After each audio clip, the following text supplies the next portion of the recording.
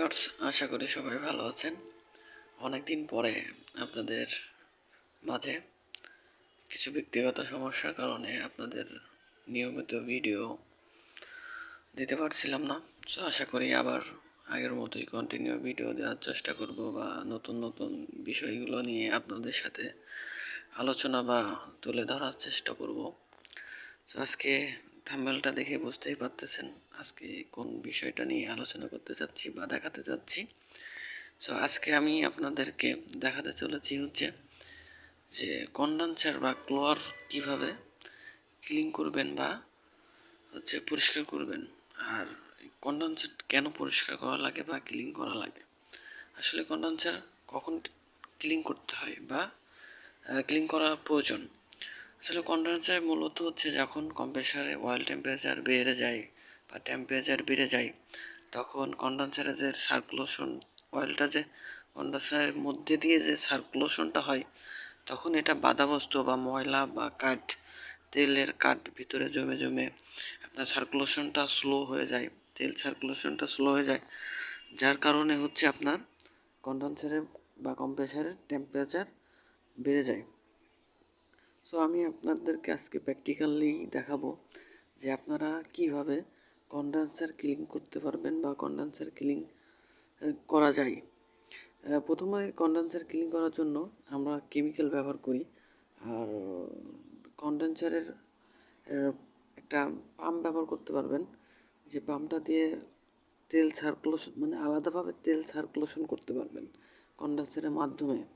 So চলুন আজকে পুরো ভিডিওটা আপনাদেরকে কিভাবে কন্ডেন্সার ক্লিন করে বা কন্ডেন্সারকে পরিষ্কার করে পুনরায় টেম্পারেচার কম্প্রেসার কন্ডিশন ভালো করবে, সেটাই আজকে আমি আপনাদেরকে দেখাবো।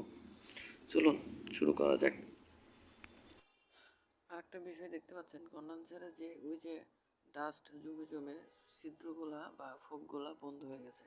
কন্ডেন্সারে আমরা উপরে বা ভিতরে দুইটাই কিন্তু আজকে ক্লিন করব।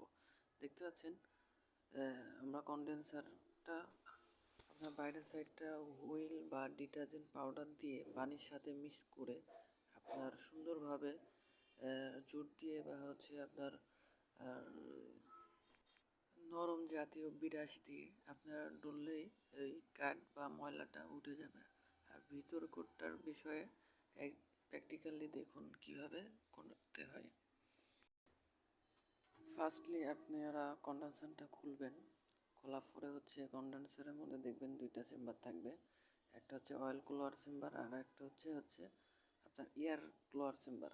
তো এয়ার কুলারেরটা আমাদের দরকার নাই, আমরা যেহেতু অয়েল টেম্পারেচারে হচ্ছে আপনার অয়েলটা সার্কুলেশন করে কম্প্রেসারের টেম্পারেচারটাকে নর্মাল করার জন্য।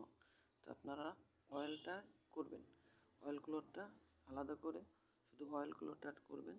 যদি এয়ার কুলারটাও মনে হয়, যদি ওইরকম মনে হয় যে করার জন্য প্রয়োজন, তাহলে এয়ার কুলারটাও করতে পারবেন, সমস্যা নাই।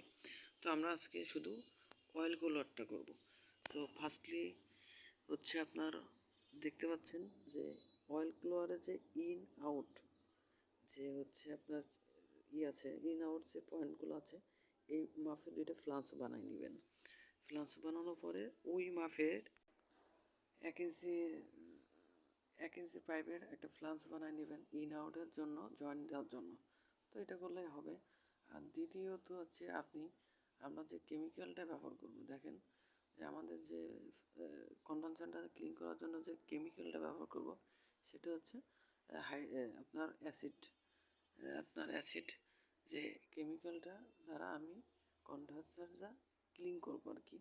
আপনারা এটা হচ্ছে এলজিআই, যেহেতু আমাদের এটা এলজিআই কোম্পানি, তো এলজিআই থেকে আমরা নিচ্ছি এটা। তো হচ্ছে নেক্সট আমরা ডাইরেক্টলি এটা এটা আমাদের এলজিআই কম্প্রেসার, তো এলজিআই থেকে নিচ্ছি, যে আপনাদের বোঝার জন্য ক্ষেত্রে হচ্ছে আমি ডাইরেক্টলি হচ্ছে আপনাকে কেমিক্যালের কোড নাম্বারটা দিয়ে দিলাম। সো আপনারা নেক্সটে হচ্ছে প্র্যাকটিক্যালি আমি কিভাবে আপনার কন্ডেন্সারটা ক্লিন করছি সেটা আমি আপনাদেরকে দেখাবো এখন। সো আমি একা কাজ করার সময় আসলে সম্ভব হয় না যে প্রত্যেকটা প্লান্ট হচ্ছে বাইপাস করে দেখানো।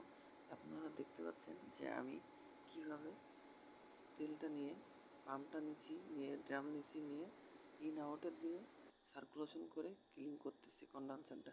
তো আপনারাও এইভাবেই কন্ডেনসারটা ক্লিন করবেন। ধন্যবাদ।